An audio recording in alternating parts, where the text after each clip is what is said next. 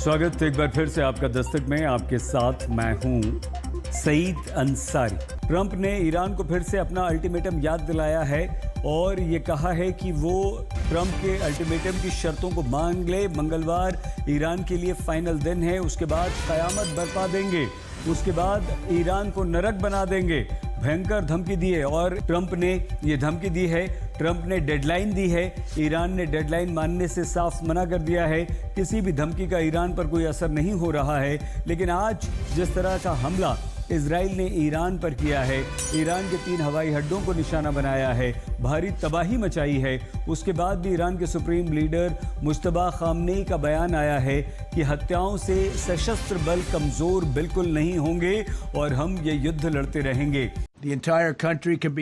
पूरे देश को एक ही रात में अपने कब्जे में लिया जा सकता है और वह रात शायद कल ही हो।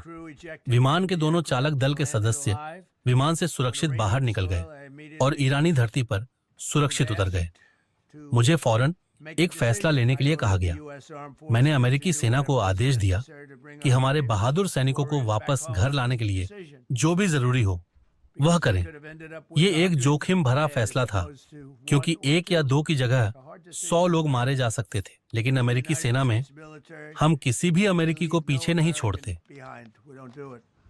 बड़ी खबर यह कि ईरान को ट्रंप की सबसे बड़ी धमकी, अभी तक की सबसे बड़ी धमकी दिए, एक रात में हम ईरान को खत्म कर सकते हैं। वो रात कल भी हो सकती है। ट्रंप की अभी तक की ईरान को यह सबसे बड़ी धमकी है और अमेरिका ने अपनी सेना की शक्ति का प्रदर्शन करते हुए, उसका बखान करते हुए, दुनिया के सामने प्रेस कॉन्फ्रेंस करते हुए यह कहा है कि 1 मिनट में हमारे हजारों कमांडोज जो हैं वो ईरान में घुसकर अटैक कर देंगे। एक रात में हम ईरान को तबाह बर्बाद कर देंगे, खत्म कर देंगे। इससे पहले ट्रंप ये भी कह चुके हैं कि हम ईरान को नरक बना देंगे। ट्रंप ये भी कह सकते हैं कि हम कयामत बर्पा देंगे। बड़े बड़े भारी भारी शब्दों का इस्तेमाल किया है, गाली तक का इस्तेमाल ट्रंप ने यहां पर किया है और गुस्से का इजहार भी ट्रंप ने साफ तौर से करते हुए कहा है। लेकिन अब से कुछ देर पहले जो प्रेस कॉन्फ्रेंस की है, जो ट्रंप का संबोधन था, ट्रंप ने साफ तौर में उस पर यह कह दिया है कि हम शक्तिशाली हैं, हम दुनिया का बड़े से बड़ा ऑपरेशन करते हैं। हमने अपने जो पायलट को बचाया है वो दुनिया का अब तक का सबसे बड़ा सैन्य रेस्क्यू ऑपरेशन है। इससे पहले कभी भी दुनिया में इस तरह का कोई ऑपरेशन नहीं हुआ है और यह ऑपरेशन अमेरिका ही कर सकता है। लेकिन साथ ही साथ बड़ी धमकी भी यहां पर दी है। Hopefully it can be over with quickly. Again, there are lots of different alternatives. We have many alternatives. We could leave right now and it would take them 15 years to rebuild what they have. We could leave right now. But I want to finish it up. Iran, ready, cannot have a nuclear weapon. They are lunatics. And you can't put nuclear weapons in the hands of a lunatic. Thank you very much. सुना Trump को आपने। और सुमित, जो सवाल हम आपसे पूछ रहे थे और प्रणय ने जो बात कही थी कि ट्रंप ने दुनिया को और ईरान को ये संदेश भी दे दिया कि अगर हम अपने एक सैनिक को बचाने के लिए 200 हमारे सैनिक भेज सकते हैं, सैकड़ों एयरक्राफ्ट्स भेज सकते हैं, हेलीकॉप्टर्स भेज सकते हैं, खतरा मोल ले सकते हैं, तो आपको एक रात में तबाह बर्बाद भी कर सकते हैं। क्या संदेश था सुमित ट्रंप का?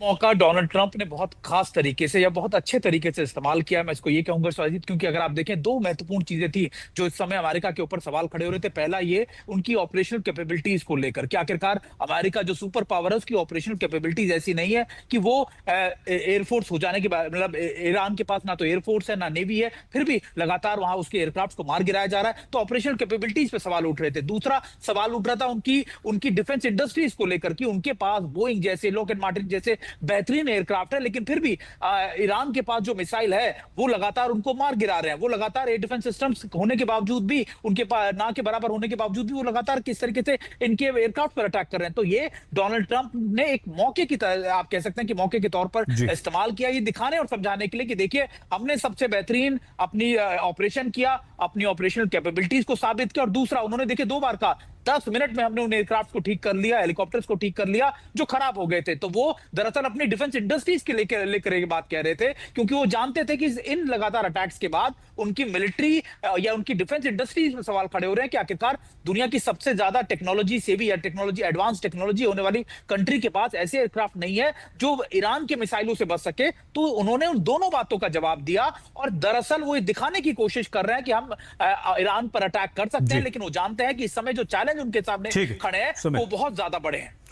अशरफ, हम आपसे यही समझना चाहते हैं, इसमें कोई शक नहीं कि अमेरिका दुनिया का सबसे शक्तिशाली राष्ट्र है, उसकी सैन्य क्षमता के आगे कोई कहीं नहीं टिकता, और ईरान तो बिल्कुल भी नहीं। फिर ट्रंप ने यह भी कह दिया कि हम एक रात में ईरान को ख़त्म कर सकते हैं। यह भी सच है, अगर अमेरिका चाह ले तो कर दे। तो फिर ये धमकियां क्यों नहीं रहा है? और क्या ये जो डेडलाइन भारतीय समय के अनुसार बुधवार को सुबह 5:30 बजे ख़त्म हो रही है, उसके बाद कोई बहुत बड़ा मिलिट्री ऑपरेशन ईरान में होगा या नहीं?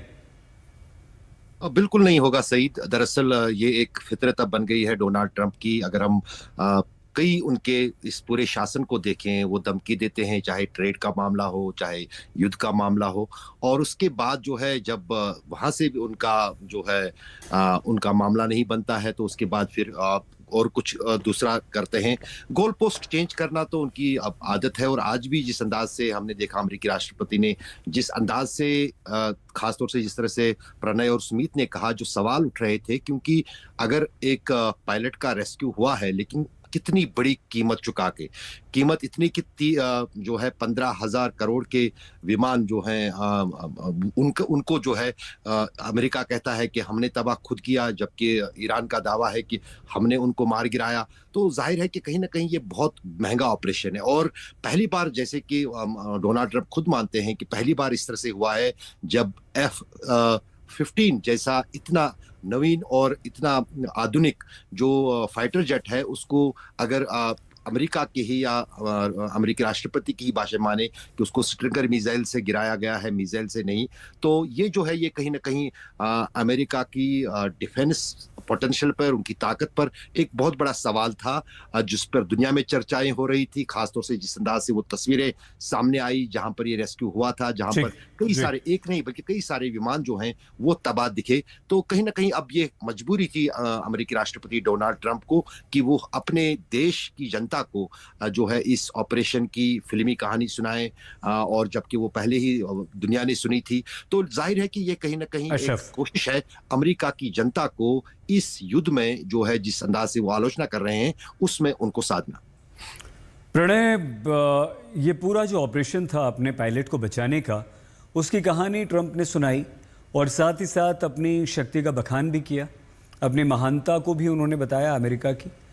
लेकिन सिर्फ ये कि एक रात में हम ईरान को तबाह कर सकते हैं और वो रात कल भी हो सकती है, कोई सटीक बात नहीं कही। क्या आपको लगता है कि अभी वो दिन दूर है जब अमेरिका फाइनल ऑपरेशन ईरान पर करेगा, डेडलाइन खत्म होने के बाद भी, या बुधवार सुबह 5:30 बजे के बाद से खतरनाक खबरें आनी शुरू हो जाएंगी?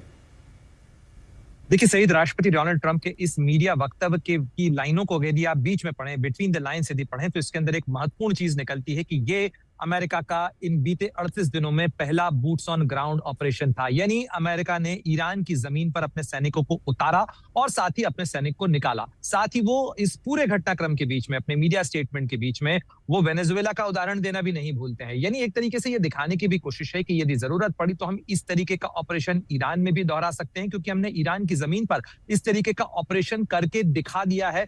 चाहे वो अपने सैनिक को निकालने का ही क्यों ना हो, 150 विमानों को भेजने के साथ, 200 विमानों को भेजने के बाद, और जैसा अभी अशरफ कह रहे थे कि अपने 2 विमानों की कुर्बानी देने के बावजूद हम किसी भी तरीके का दांव खेलने के लिए तैयार हैं। तो ये राष्ट्रपति डोनाल्ड ट्रंप की, आप इसे जिद कह लीजिए या उनकी सत्ता की का उनका जोर कह लीजिए, वो लगातार ये दिखाने की कोशिश कर रहे हैं कि इस ऑपरेशन में फिलहाल पीछे हटने का कोई सवाल नहीं है, और ये ईरान के लिए एक चेतावनी भी है। अब जहां तक आपका सवाल है कि क्या अपनी डेडलाइन खत्म होने के बाद राष्ट्रपति डोनाल्ड ट्रंप कोई महाविस्फोट करने जा रहे हैं, क्या वो अमेरिकी सैनिकों को उतारने जा रहे हैं, या अचानक क्या बिल्कुल जैसा वो शब्दों में कह रहे हैं कि बिल्कुल एकदम नर्क के दरवाजे खुल जाएंगे और सब कुछ एकदम कहर बरप जाएगा, मुझे नहीं लगता कि इस तरीके की कोई चीज होने जा रही है। क्योंकि ये स्ट्रेटेजिक ऑपरेशंस होते हैं, टेक्निकल ऑपरेशंस होते हैं, इसके अंदर जो चीजें हैं, एसेट्स का जो मूवमेंट होता है, विमानों का जो मूवमेंट होता है, उसके अंदर वो सेना पर छोड़ेंगे अपने मिलिट्री ऑपरेशंस को प्लान करने के लिए। लेकिन हाँ, ये चीज जरूर है कि वो इस दबाव के साथ चाहते भी हैं कि कहीं ना कहीं ईरान उनकी उस बात को मान ले, ईरान के ऊपर एक दबाव बने, और उस दबाव के बीच में कोई समझौता लेके उसकी ट्रॉफी को दिखा सके अमेरिकी की जनता को कि वो ये लेकर आ गए हैं। प्रणय, आपने बहुत सारे युद्ध देखे हैं, कवर किए हैं, उनको समझते हैं आप अच्छी तरह से। ये समझाइए प्रणय कि इजराइल और अमेरिका दोनों मिले हुए हैं, इसराइल की सैन्य शक्ति से भी कोई इनकार नहीं कर सकता। अमेरिका तो महाशक्तिशाली है ही, ये दो शक्तिशाली राष्ट्र मिलकर भी वो फाइनल ऑपरेशन ईरान के खिलाफ क्यों नहीं कर पा रहे हैं, जो एक रात में ईरान को हम ख़त्म कर देंगे, तबाह कर देंगे वाला बयान दे देते हैं ट्रंप तब। देखिए सईद, ये एक ऐसा युद्ध है जिसकी तैयारी अमेरिका, इजराइल और ईरान बरसों से कर रहे थे। अगर आप ईरान को भी देखें तो ईरान लंबे समय से इस लड़ाई के आने की तैयारी कर रहा था। यही वजह है कि उसने पहाड़ों के नीचे बड़ी बड़ी जो मिसाइल सिटी हैं, ड्रोन सिटी हैं, लॉन्चर कैपेबिलिटीज वो इसी दिन के लिए तैयार करके रखी थी। वहीं दूसरी तरफ अगर आप देखें तो पेंटागन से भी 2016-17 से लेकर अभी तक लगातार हम ये देखते हैं कि ये खबरें आती रही कि पेंटागन के ने प्लान्स प्रिपेयर किए हैं किस तरीके से ईरान पर वार किया जा सकता है। इसराइल के बारे में आप जानते ही हैं कि इसराइल किस तरीके से अपनी डेप्थ एंड कैपेसिटी डेवलप करता है कि ट्रैफिक लाइट के सिग्नल्स को हैक करके अगर IRGC के अधिकारियों के मूवमेंट पर नजर रखी जाती है या हिजबुल्लाह के जो पेजर्स हैं उन पर अटैक किए जाते हैं। तो ये एक ऐसी लड़ाई थी जिसके बारे में ऐसा किसी को नहीं था। मुझे लगता है कि राष्ट्रपति डोनाल्ड ट्रंप के अतिशयोक्ति भरे बयानों ने कहीं ये आभास दिया कि 2 दिन में या 4 दिन में खत्म हो जाती है लड़ाई या हम खत्म कर देंगे उस चीज को। शायद वेनेजुएला के ऑपरेशन ने उन्हें ये भरोसा भी दिया हो कि 3-4 दिन के अंदर ये लड़ाई खत्म हो जाएगी, लेकिन ऐसा हुआ नहीं और ऐसा होना भी नहीं है, क्योंकि हमने रूस यूक्रेन की जंग में भी देखा है। मैं अपनी बात पूरी कर लेता हूं सही। रूस यूक्रेन की जंग में भी देखा है कि 4 साल से ज्यादा का वक्त हो चुका है। सैनिक ताकत के अंदर देखा जाए तो रूस और यूक्रेन के बीच में कोई मुकाबला नहीं है, लेकिन लड़ाई में जाना आसान होता है, लड़ाई से निकलना मुश्किल होता है। और अमेरिका के जितने पुराने युद्धों के अनुभव हैं उसमें भी यही समझ में आता है कि लड़ाई के से निकलना मुश्किल होता है। इसलिए मुझे नहीं लगता कि अमेरिका ने यहां भी सोचा होगा कि 10 दिन के अंदर या 5 दिन में ऑपरेशन खत्म हो जाएगा और हम जीत कर ट्रॉफी लेकर आ जाएंगे। ट्रंप के बयानों को यदि छोड़े तो सैन्य तरीके से यदि सोचा जाए तो ईरान को काफी नुकसान हुआ है, लेकिन ईरान की तैयारी इसी चीज की थी। युद्ध जितना लंबा चलेगा उतना ज्यादा दबाव बढ़ेगा और वही दबाव ईरान की जीत है। प्रणय, आपने बहुत अच्छा एग्जाम्पल दिया है यहाँ पर रशिया और यूक्रेन का। ये सच्चाई है बिल्कुल। अगर हम कंपेयर करें तो अमेरिका और ईरान और रूस और यूक्रेन, स्थिति बिल्कुल एक जैसी है। दोनों एक तरफ महाशक्तिशाली और दूसरी तरफ दोनों कमज़ोर, मतलब उनके मुकाबले काफ़ी कमज़ोर। हम साफ एक बात और बता दें आपको कि जो मंगलवार रात 8 बजे की डेडलाइन ट्रंप दे रहे हैं वो अमेरिकी समय के अनुसार है और ये डेडलाइन हमारे भारतीय समय के अनुसार बुधवार सुबह 5:30 बजे ख़त्म होती है। मतलब ये हुआ कि अगर ट्रंप कोई बड़ा निर्णय लेते हैं ईरान पर, अगर बड़े हमले का कोई प्लान उन्होंने बनाया है, अगर ईरान ने अमेरिका की शर्तें नहीं मानी, तो बुधवार सुबह भारतीय समय के अनुसार उसके बाद से 5:30 बजे के बाद से ईरान पर हमले होने शुरू हो जाएंगे और ये हमला काफ़ी बड़ा होगा।